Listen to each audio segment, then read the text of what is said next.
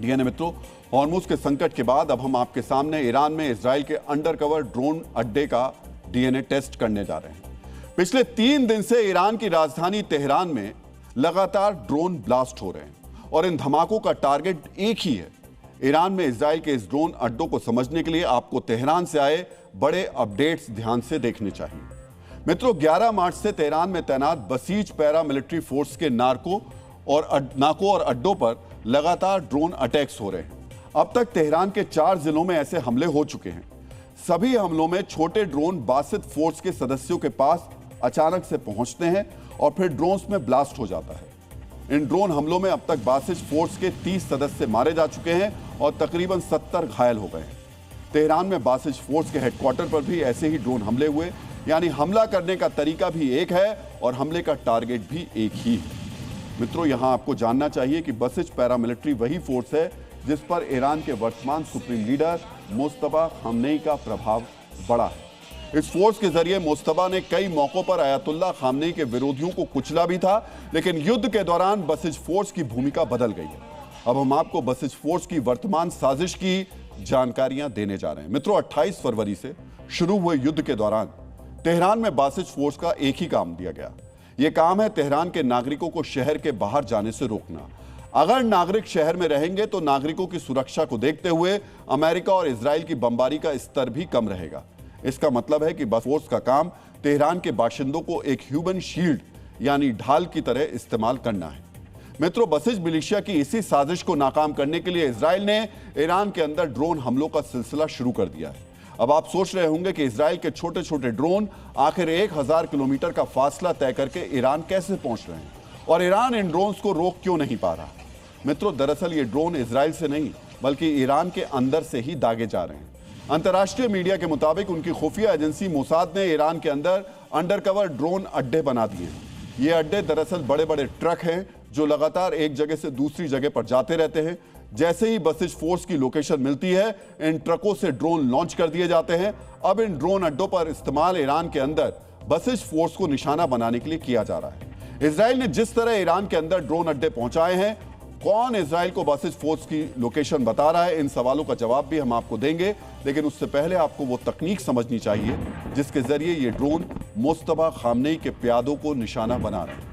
मित्रों, दरअसल ये इजरायली ड्रोन हमेशा रिकॉग्निशन तकनीक से लैस है। इस तकनीक में ड्रोन के अंदर टारगेट की तस्वीर पहले ही फीड कर दी जाती है। जैसे ही टारगेट की तस्वीर ड्रोन के कैमरे में आती है तो ड्रोन का सॉफ्टवेयर उसे पहचान कर ड्रोन को आगे बढ़ने के निर्देश देता है और फिर टारगेट के नजदीक जाकर ड्रोन ब्लास्ट कर देता है। बसिज फोर्स में हजारों सदस्य हैं, सबकी तस्वीरें फीड करना मुमकिन नहीं था। इसी वजह से इजराइल ने ड्रोन्स के अंदर बसिज सदस्यों की वर्दी के रंग और डिजाइन की जानकारी फीड कर दी। इसके आधार पर एआई से लैस ड्रोन्स का कैमरा फौरन फोर्स के सदस्यों को पहचान लेता है और फिर ड्रोन इस फोर्स को निशाना बना लेता है। मित्रों, आपको याद होगा वर्ष 2024 में जब गाजा के युद्ध को लेकर इजराइल और ईरान समर्थित हिजबुल्लाह के बीच जंग छिड़ी थी, तो हिजबुल्लाह के आतंकवादियों के पेजर और वॉकी टॉकी फटने लगे थे। इन धमाकों में सैकड़ों हिजबुल्लाह आतंकवादी मारे गए थे और हजारों अपंग हो गए थे। इजराइल ने 2022 में धमाके वाले पेजर हिजबुल्लाह को सप्लाई कराए थे और फिर 2 साल उनके इस्तेमाल का इंतजार किया था। इसी तरह इजराइल ने ईरान में भी सालों पहले अंडरकवर ड्रोन अड्डे बनाने शुरू कर दिए थे।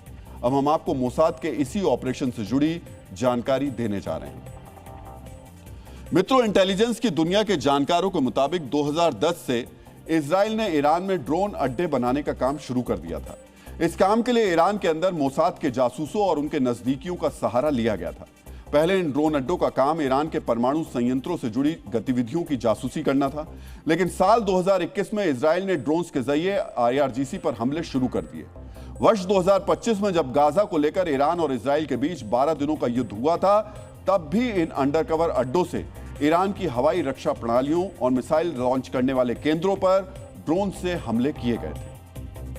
मित्रों, ड्रोन के जरिए इजराइल के अंडरकवर ड्रोन अड्डे से ईरान की बसिज फोर्स पर हमले हो रहे हैं। यहां सवाल यह उठता है कि आखिर इजराइल को यह कैसे पता चलता है कि बसिज फोर्स के सिपाही कहां तैनात हैं, वो कहां नाका लगाने वाले हैं और वो तेहरान के किस हिस्से की घेराबंदी करने वाले हैं। अब हम आपको इन अहम सवालों का भी जवाब दे देते हैं।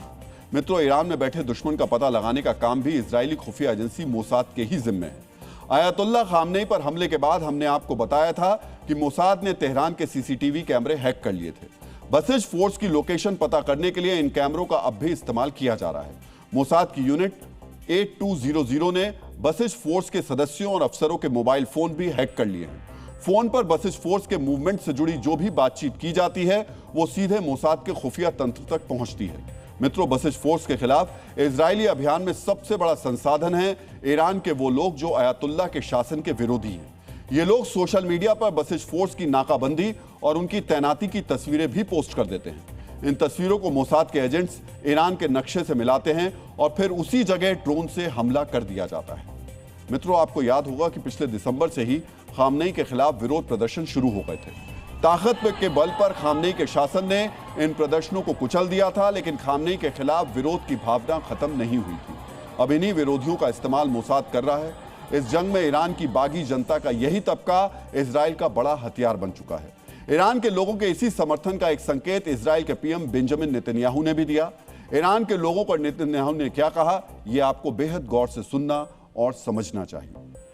I can say 100% that the regime Iran के लोगों के बिना इस अत्याचारी शासन का अंत नहीं किया जा सकता। हम ईरान के लोगों को बता चुके हैं कि उनके लिए मदद लगातार भेजी जा रही है।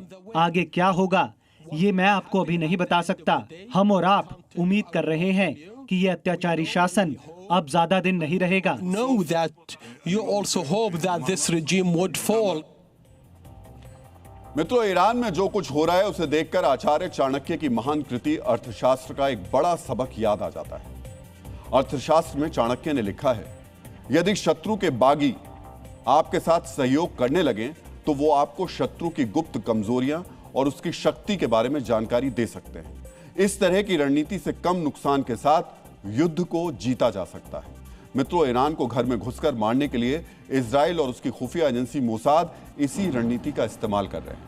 ईरान के बागियों से जो जानकारी मिलती है उसके आधार पर ड्रोन दागे जाते हैं और अगर ड्रोन के हमलों में दुश्मन बच भी गया तो बचा खुचा काम इजराइल की एयरफोर्स सीधे बमबारी करके पूरा कर देती है। मित्रों, यहां आपको यह भी जानना चाहिए कि बसिज फोर्स के खात्मे या फिर इससे हुआ बड़ा नुकसान ईरान को किस तरह प्रभावित कर सकता है। अब हम आपको ईरान के सैन्य सिस्टम में बसिज फोर्स की अहमियत बताने जा रहे हैं। मित्रों, ईरान की स्पेशल सैन्य यूनिट यानी IRGC के लिए बसिज फोर्स एक फीडर का काम करती है। यानी अगर युद्ध या टकराव में IRGC के सैनिक मारे जाते हैं तो उस कमी को पूरा करने के लिए बसिज फोर्स के सदस्य ही भेजे जाते हैं। बसिज फोर्स को ईरान की सरकार के कान और आंख भी कहा जाता है। तेहरान को छोड़ दें तो देश भर में घरेलू खुफिया जानकारी जुटाने की जिम्मेदारी भी बसिज फोर्स को ही दी गई है। ये दोनों महत्वपूर्ण तथ्य बताते हैं कि अगर बसिज फोर्स को बड़ा नुकसान पहुंचा तो इससे IRGC और ईरान का घरेलू इंटेलिजेंस दोनों बुरी तरह प्रभावित होंगे। मित्रों, ये भी एक वजह है जिसके चलते इजराइल और उसकी खुफिया एजेंसी लगातार बसिज फोर्स को निशाना बना रही है। इजराइल और अमेरिका की सेनाएं युद्ध के मैदान में IRGC को टारगेट कर रही हैं और ईरान के अंदर के सिस्टम को गिराने के लिए बसिज फोर्स को निशाना बनाया जा रहा है। मित्रों, बसिज फोर्स को चुन चुनकर निशाना बनाने के पीछे इजराइल का एक और मकसद है। यह मकसद है बसिज फोर्स के अंदर दहशत बैठाना और बसिज सदस्यों को ईरान से गद्दारी करने के लिए मजबूर करना। हम ऐसा क्यों कह रहे हैं, यह समझने के लिए आपको बसिज फोर्स के इतिहास से जुड़ा एक चैप्टर बेहद ध्यान से देखना चाहिए। मित्रों, बसिज फोर्स ईरान का वो सैन्य गुट है जिसमें मोसाद की दखल सबसे ज्यादा रही है। 2008 में बसिज फोर्स के 3 सदस्य मोसाद के एजेंट बन गए थे और इन्होंने ईरान के परमाणु वैज्ञानिकों की हत्या में अहम भूमिका निभाई थी। 2025 में हुए टकराव के दौरान बसिज फोर्स से जुड़े 8 सैनिकों ने ईरान के सैन्य ठिकानों की जानकारी मोसाद को दी थी।